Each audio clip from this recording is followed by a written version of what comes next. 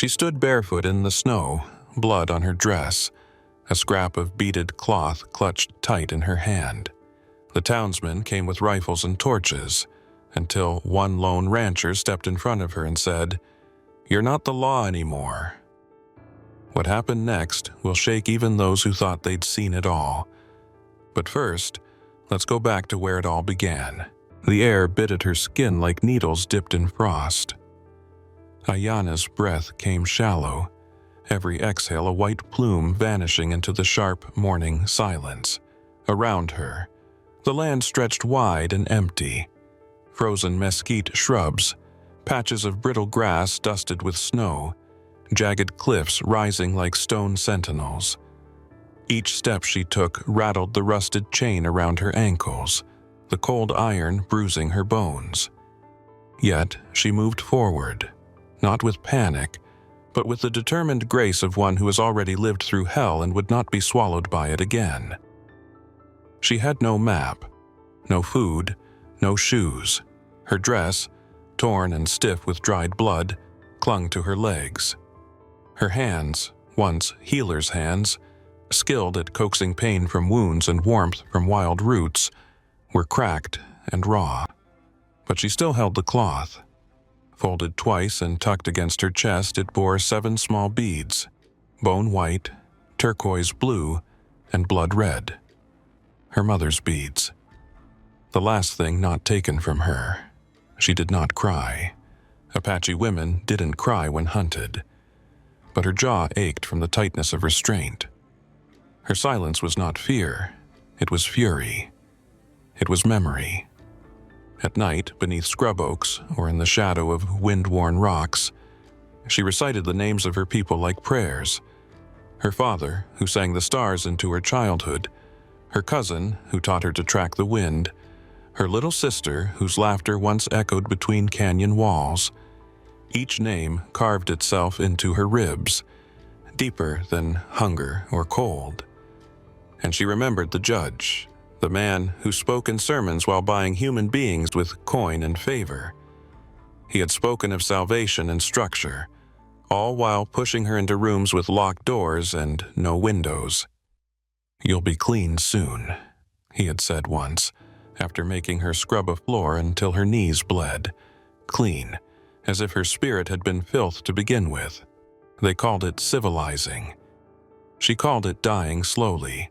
So she ran, not toward anything but away, from the lies stitched into white collars, from the hands that bruised and branded, from the names that stripped her identity.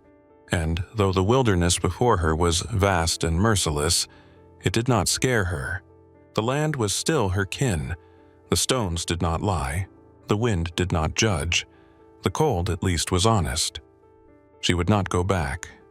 She would rather be hunted than forgotten. The town of Dry Ridge had always needed a reason to hate someone. It didn't much matter who, so long as they were different enough to make the hatred feel righteous.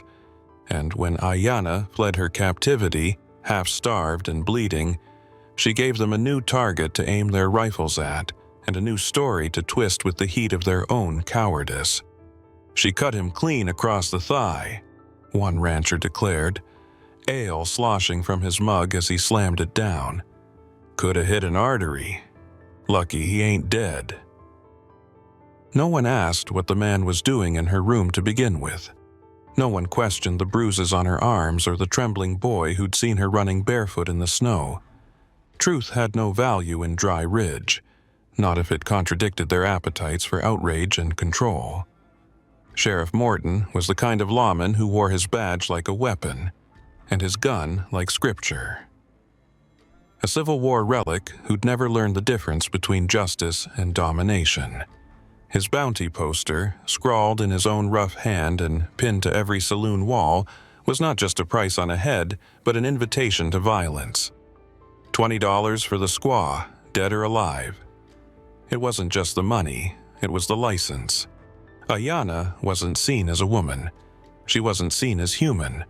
She was an excuse to feel powerful, to chase and conquer and boast about it afterward with blood still drying under their fingernails.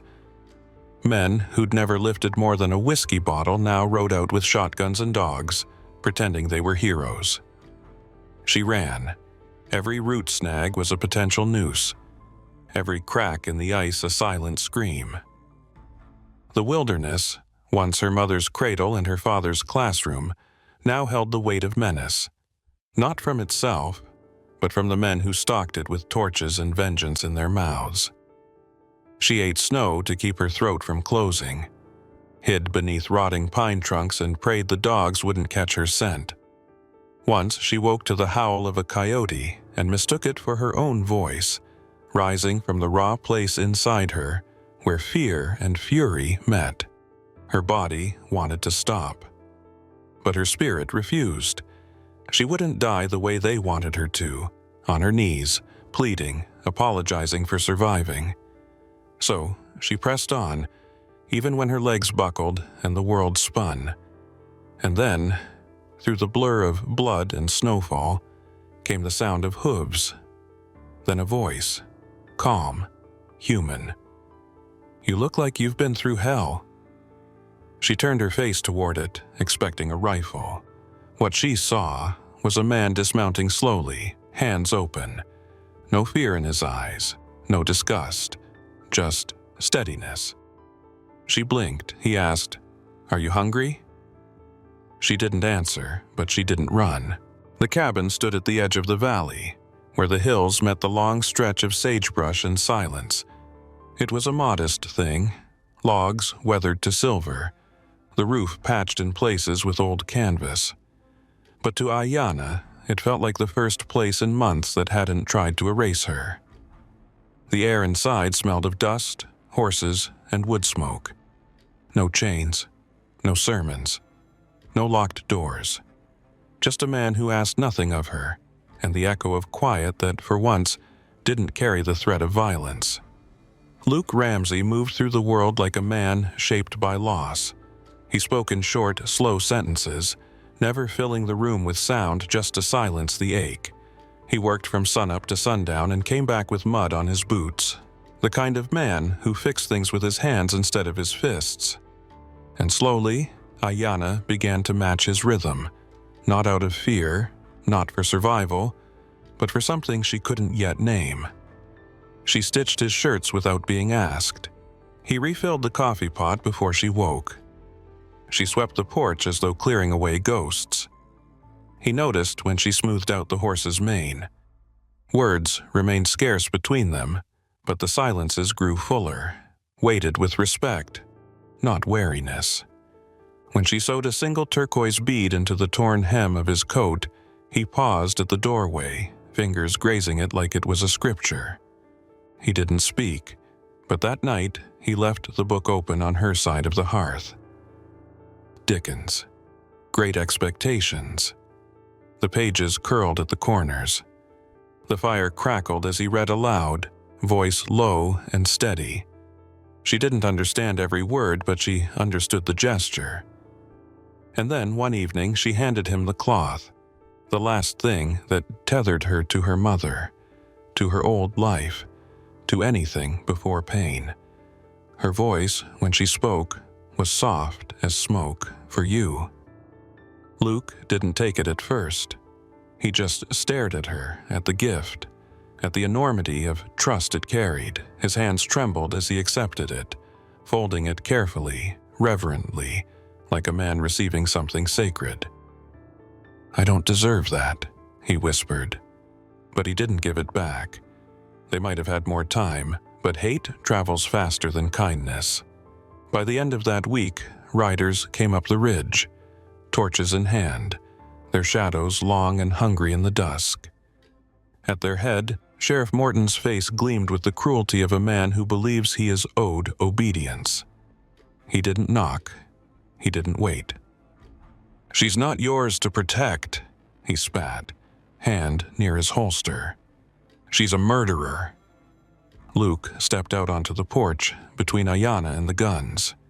"She's a girl," he said, "and you're not the law anymore." For the first time in years, Ayanna didn't feel alone. But she knew the storm wasn't over. It had only just begun. They came in the night, cloaked not in law but in cowardice. Flames swallowed Luke's barn in a rush of sparks, the smoke curling toward the sky like a cry no one would answer. Bullet holes shattered glass like jagged punctuation, leaving their message plain: leave or be broken. On the porch, a butchered calf lay stiff and bloodied, its neck slashed, its body dragged from somewhere near the creek. Ayanna stood over it in silence, one hand pressed to her mouth, the other gripping the beads at her throat. But Luke did not raise his voice. He boarded the windows, rebuilt the barn with hands that bled through the nails. He didn't speak of fear, and she didn't ask. They had become a language all their own, two people who had spent their lives being silenced, now communicating through the unspoken. Effort, steadiness, survival. While the town tried to crush them into dust, Ayanna reached for her roots. She taught him to grind willow bark for fevers, to use sage for infection, to bind wounds with strips of softened hide. Luke watched her hands, how they moved with precision, never hesitation. In turn, he led her to the hills at dawn and helped her mount a skittish Mustang with nothing but a blanket and trust. When she rode, her braid trailing behind like a black ribbon in wind, something inside her, long dormant, began to breathe again. There was no ceremony when spring arrived, only a thaw and a wind that smelled of renewal. They rode into town together, no cloak of apology on their backs, no shame in their eyes. Luke stood tall before the men who once drank beside him and now spat at his feet. "I'm not here to defend her," he said. "I'm here to defend truth." They laughed, scoffed, muttered about betrayal and decency, but he didn't flinch. "You call her dangerous, but I've seen men call themselves Christians and do worse than she ever has. She's done no harm. She's healed your sick, fed your strays, survived every cruelty this place has thrown at her. That's not danger. That's grace." There was silence, the kind that stretches tight across a room like a drawn bowstring. Then, a frail voice. "She cured my Beth from lung rot." Another. "She saved my pup. Didn't say a word, just left food." Ayanna stood still, her spine straight as a pine in storm. For the first time, they saw her not as a threat, but as a presence. Not a savage, a woman. Morton sputtered from the back, veins bulging, mouth foaming with blame. But the eyes that turned to him now held no loyalty, only recognition. The spell of fear had broken, and the man beneath the badge looked small, petty, powerless. Weeks later, Luke and Ayanna rode away from Dry Ridge. The valley gave way to hills, the hills to mountains. There, they carved out something neither of them had ever owned: peace. And in the evenings, the fire crackled low. Luke read old stories, his voice carrying across the room like a promise. Ayanna stitched quietly, not mending, but creating. Each square of the quilt held meaning: a bead, a scrap of flannel, a sliver of sky-colored cloth. Memory sewn into form. Not a relic of what had been lost, but a banner of what had finally been found.